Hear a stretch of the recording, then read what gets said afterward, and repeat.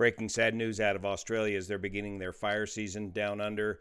A lead plane has gone down, killing 3 on board in a cruise flight configuration. It happened Saturday, the 4th of November. Here's what little we know so far.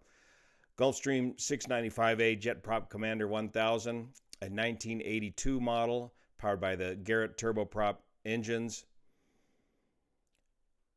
Operated by Ag Air Logistics, Bird Dog 370. This is the Bird Dog aircraft, so that means this aircraft is used in low-level air tanker operations to help lead the air tankers in on the drops.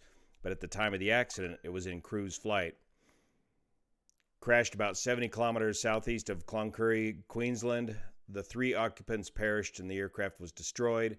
According to preliminary information, the purpose of the flight was for mapping areas of recent bushfire activity in western Queensland and gathering vital terrain data to use during future bushfires. The survey area was not subject to a bushfire at the time. ADS-B data shows that the airplane was cruising at around 28,000 feet when it began a rapid, out-of-control descent. At one point, the airplane had an average rate of descent of 9,600 feet per minute. So obviously some sort of massive mechanical, possibly structural failure of the aircraft brought this airplane down from 28,000 feet. Here's a picture of the accident aircraft. Here's the specs on the aircraft. 695A, serial number 96051, Ag Air Logistics, 1982 model with the big Garrett turboprop engines and Hartzell propellers. A look at the ADS-B data just shows a long, straight cross-country flight from Toowoomba. And then here at the very end of the ADS-B data is a tight little circle, and they're just cruising along at 28,000 feet and then pick up a huge rate of descent, indicating some sort of massive mechanical failure or structural failure of the aircraft.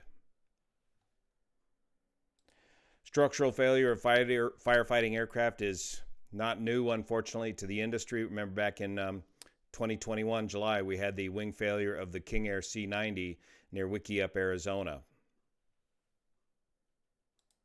Earlier models of the Aero Commander did have a history of wing cracking, and there is an airworthiness directive out for dealing with wing spar fatigue on earlier models of the Aero Commander.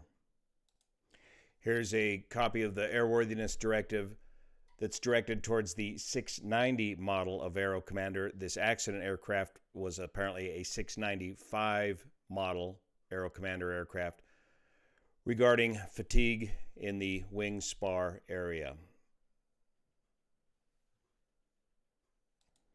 Investigators have located the aircraft and hopefully will have a preliminary report out pretty quick, as they should be able to determine all 4 corners of the aircraft, and if it was an in-flight breakup of the wings, it should be relatively obvious in the wreckage if that was the case.